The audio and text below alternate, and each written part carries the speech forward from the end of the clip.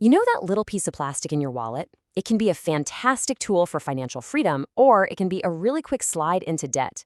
Today, we're going to break down how to actually master it so you can sidestep all the common pitfalls and really make it work for you, right?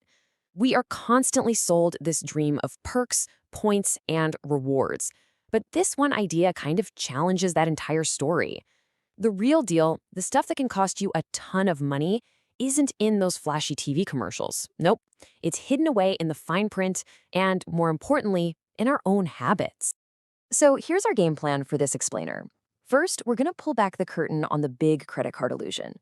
Then we'll dive into the most common mistakes people make with payments, spending, and just managing the things.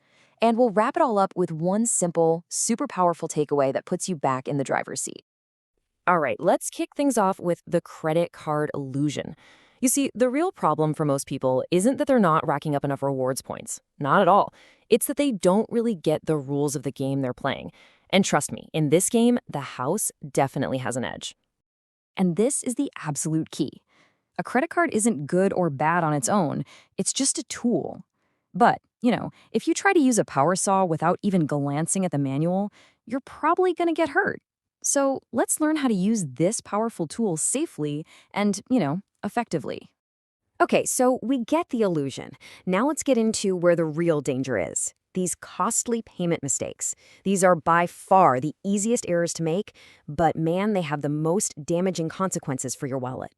The single biggest mistake, and let's be honest, the most profitable one for the credit card companies, is only paying that minimum amount due. That tiny number on your statement, it is not a helpful suggestion. Think of it as a giant, flashing red flag.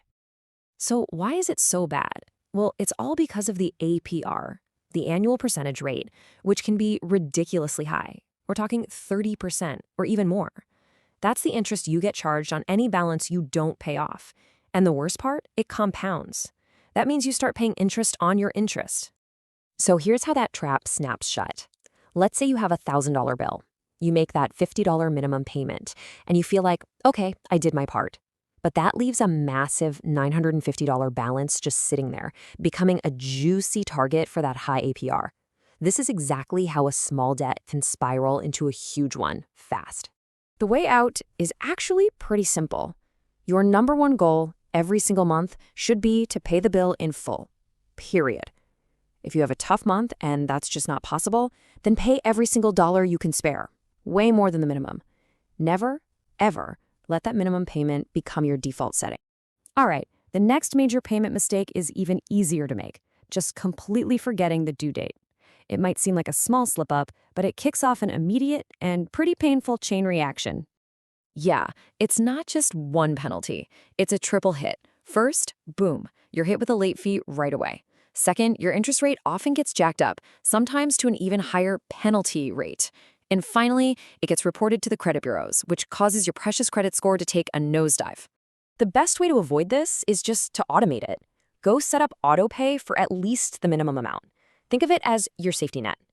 Then, on top of that, set a calendar reminder on your phone for a few days before the due date, so you can go in and manually pay the full balance. Okay, so we've covered how you pay. Now, let's talk about what you buy.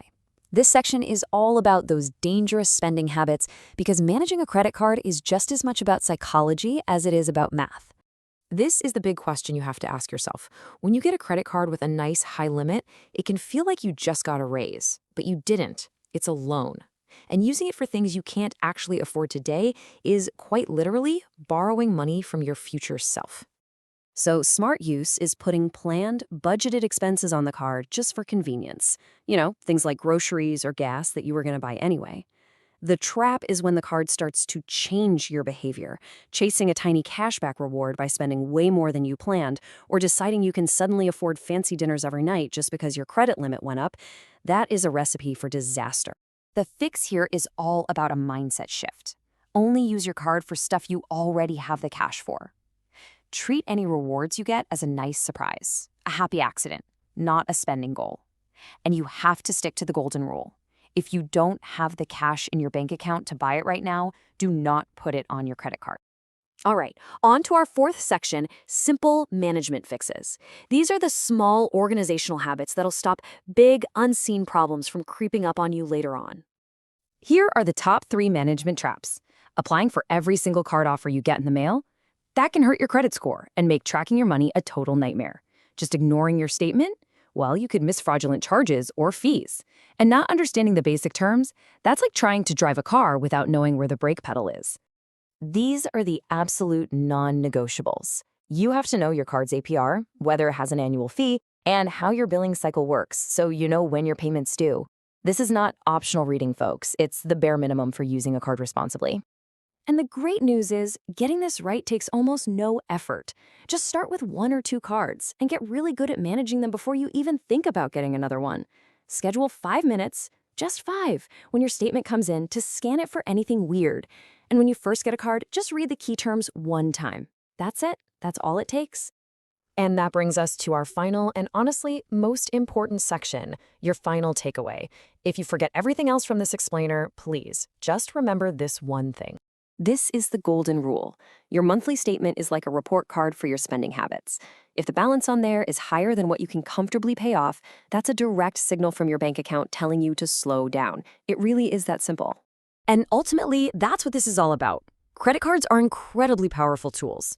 And just like any powerful tool, its impact, whether it builds up your financial health or completely breaks it, comes down entirely to the person who's holding it. So I'll leave you with this question. After everything we've talked about, take a look at your own wallet, at your own habits. Is your credit card a tool that's building your future, or has it maybe become a bit of a trap? The good news is you now have the knowledge to make sure it's a tool. The choice is yours.